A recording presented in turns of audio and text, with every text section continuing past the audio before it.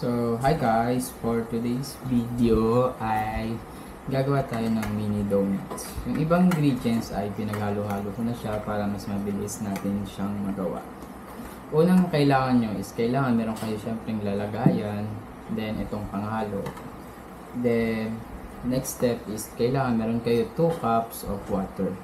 2 cups of water po, and then 1 cup of evap milk. Basta evap milk, 2 cups of water, evap milk. And then, syempre, meron na kayong donuts and waffle ready to mix. Dapat meron din po tayong ganito. Next is 1½ cup of oil. And then, at least 3 pieces small eggs or 2 medium eggs. And dapat meron din po kayong vanilla extract na ihalo. So, ayan, pinaghalo-halo ko na siya, and then yung ready to mix is hinuli ko na lang siya. So, ito na yung kinalabasan niya. Siguro okay na to, kanina ko pa siya hinahalo.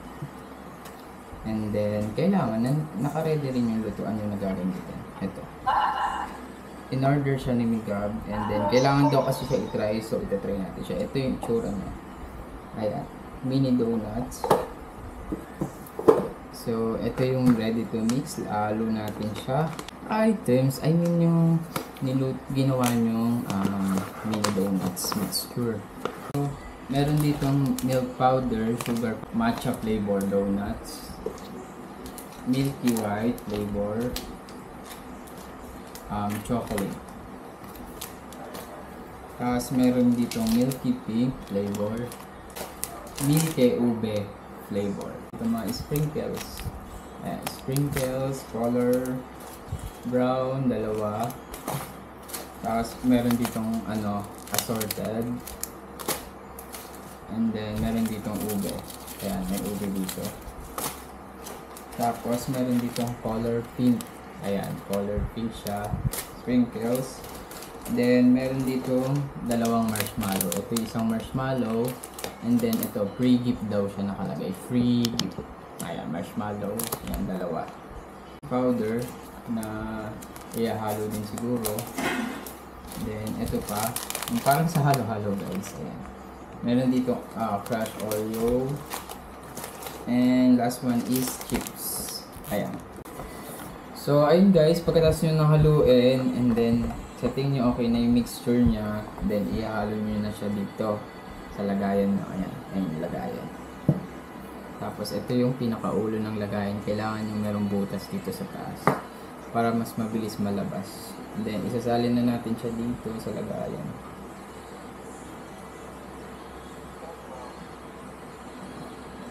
So ayan, medyo sobra siya. So mamaya na natin yung iba.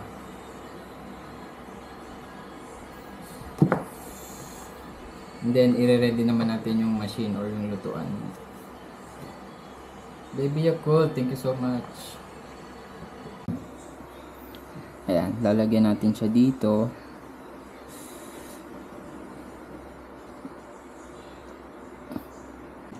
Then, tatakpan na natin siya syempre. So, ay guys, i-check na natin yung mini donuts. Kasi nasa 122 na siya, nasa 5 minutes na rin siya. And then, ito yung kinalabasan niya, medyo brown na siya. Brown ba to? Basta ganun. Hindi ko alam. Pero maganda na siya. Perfect na donut na talaga. Pero mini donuts lang siya. Hindi siya yung pinaka donut na malaki. Ayan, ang ganda niya.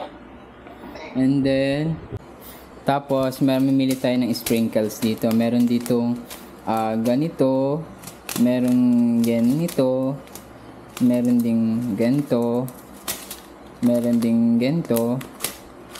And may cheese, may sprinkles na iba't ibang colors, may marshmallow, ayan, mga sprinkles, may powder sugar, tapos meron ditong crushed Oreo, meron ditong di ko alam kung ano to, and then meron marshmallow. Ayan siya guys. So hi guys, luto na yung donut natin, and then magre-ready naman tayo ng toppings natin. Ang napili natin is chocolate powder.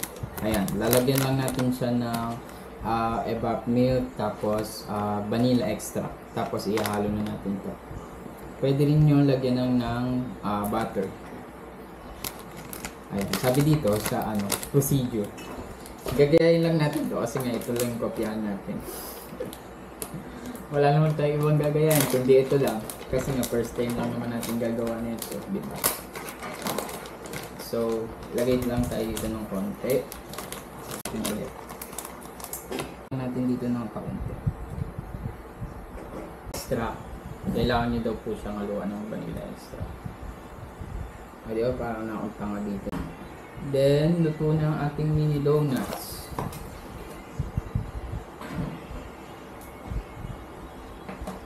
Ayan yung mini donuts natin.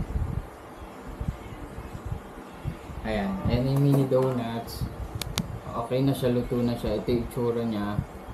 Tapos, siyempre, kailangan natin i-dip. Ay, paano ba? Kailangan natin i-dip siya dito sa chocolate na ginawa natin. Ayan.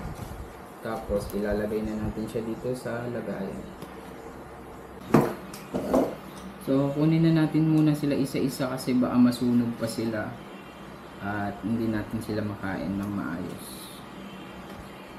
So, ito yung itsura niya. Meron na akong 7 pieces. Ayan. Cute, diba? Lagay lang tayo again for second batch. Ayan. Second batch na tayo ng mini donuts. And mabilis lang siya maluto.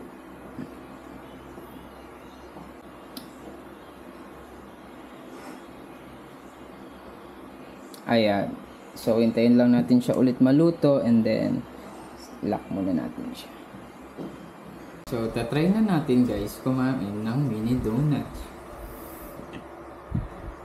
So, ito yung chocolate topping niya. Ayan. Sobrang sarap. Hindi ko siya nilalagyan ng ng sprinkles kasi nga ayoko ng sprinkles.